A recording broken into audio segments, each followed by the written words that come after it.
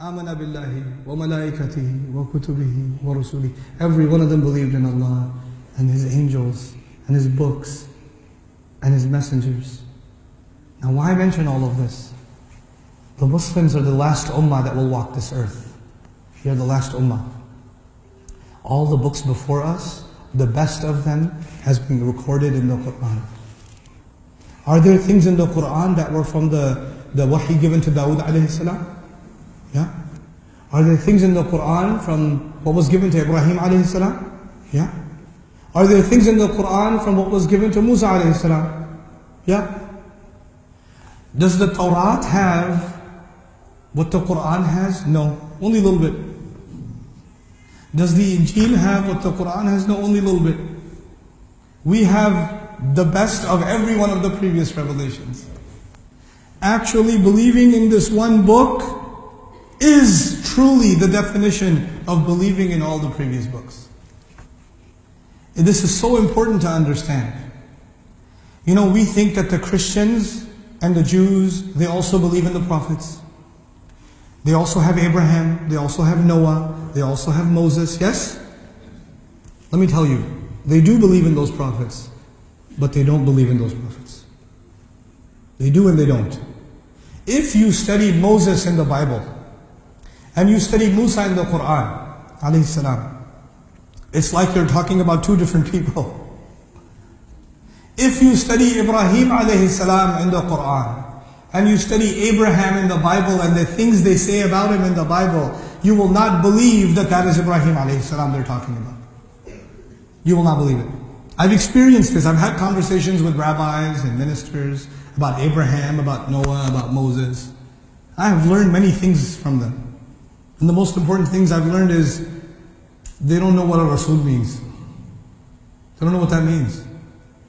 You know, Ibrahim alayhi salam, Abul Anbiya alayhi salam, Khalilur Rahman, that Nabi, that great Rasul, Ibrahim alayhi salam, when they talk about him, I was asking a rabbi, I was talking to him. I said, what do you believe about Abraham? What is the biggest lesson you learned from Abraham? And you know what the Muslims learn, right? إِذْ قَالَ لَهُ رَبُّهُ أَسْلِمْ قَالَ أَسْلَمْتُ لِرَبِّ الْعَالَمِينَ. That is what we learn from Ibrahim alayhi salam. How do you submit to Allah? So I'm asking the rabbi, what do you learn from Abraham? And the rabbi tells me, a friend of mine, he tells me, well, what we learn is that we have the right to argue with God. Say that again. Yeah, we learn to argue with God.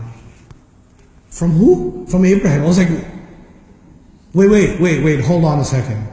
What we learn from Abraham is that there are no arguments, you just submit.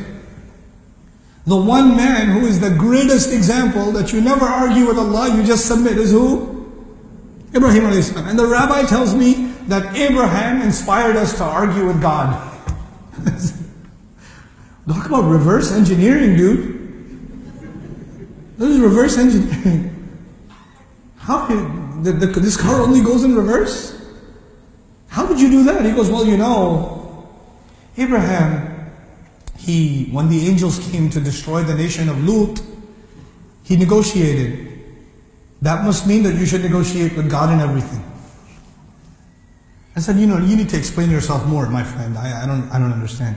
He goes, you know, I'll explain it to you. It's like a father and a son relationship. When a son is small, the father tells him, sit over there, go over there, go over there, and he does it.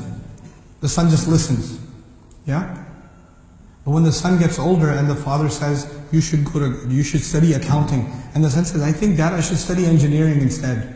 And he gives arguments. And the father says, okay, makes sense. So as the son gets older, he gets more mature, and he can make his own opinions, and he can argue with his father, and the father is proud of him, because my son is becoming a man, he can argue with me now. And I said, what does that have to do with Allah? We're not the son of Allah, ma'adallah. What are you talking about? He goes, well, you know, the idea is the older you get, the more mature you get, the more you have the right to what? Argue. When you're a child, you just trust your parents. When you get older, you can argue.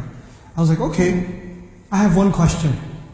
Ibrahim, they believe that the one that was slaughtered was who? We believe it's Ismail, they believe it is Ishaq. So I asked him, when Abraham slaughtered Isaac, or he was trying to slaughter Isaac according to you, was he a young man or an old man? Abraham was an old man. I was like, so as he got older, he should be arguing with Allah even more, yeah? According to you.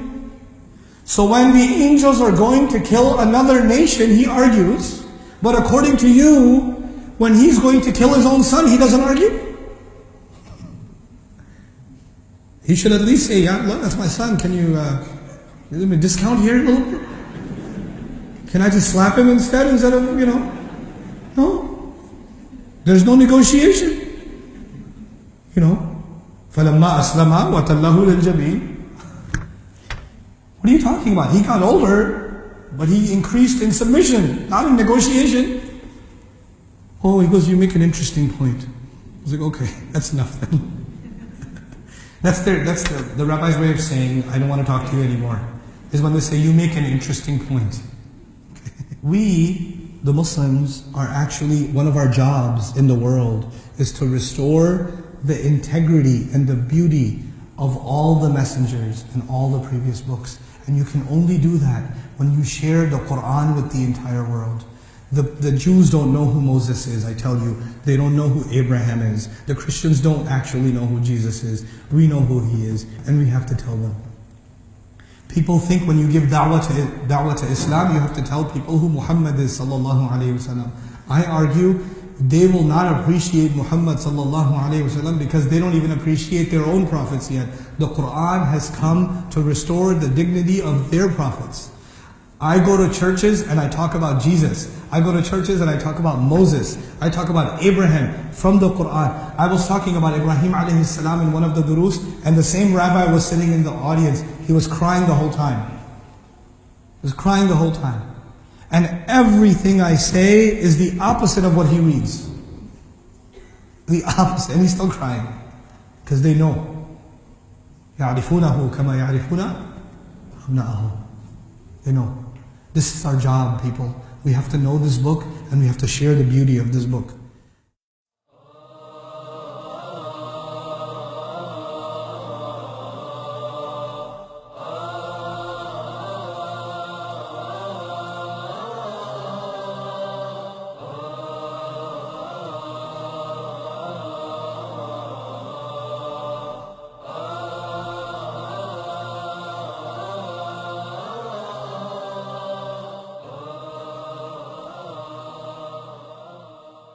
يا أيها الذين آمنوا لا تكونوا كالذين آذوا موسى فبرأه الله مما قالوا وكان عند الله وجيها.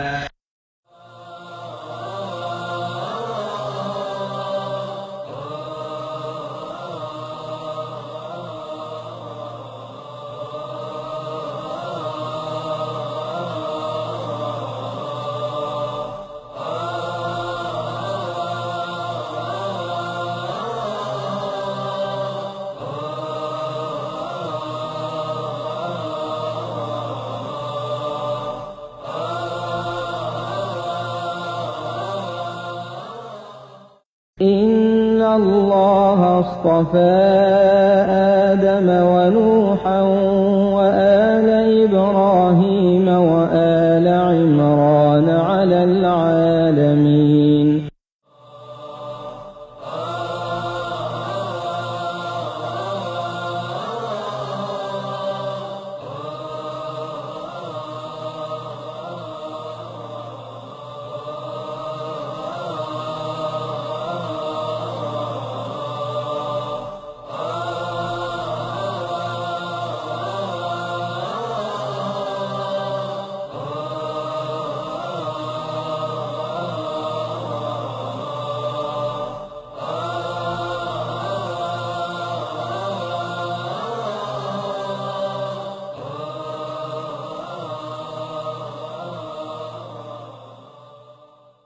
ومن يرغب عن ملة إبراهيم إلا من سفه نفسه ولقد اصطفيناه في الدنيا وإنه وإنه في الآخرة لمن الصالحين. We, the Muslims, are actually, one of our jobs in the world is to restore the integrity and the beauty of all the messengers and all the previous books. And you can only do that when you share the Quran with the entire world. This is our job, people. We have to know this book and we have to share the beauty of this book.